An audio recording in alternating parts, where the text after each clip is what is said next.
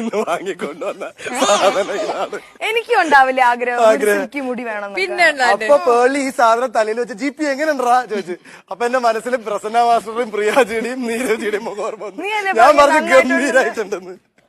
അപ്പൊ നന്നായിട്ടില്ലേ? ശ്രദ്ധിക്കണം. എന്ത് ഡോളാണെന്ന് നീ പറഞ്ഞില്ല.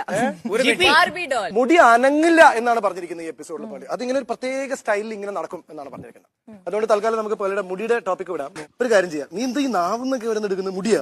അയ്യേ പേളി,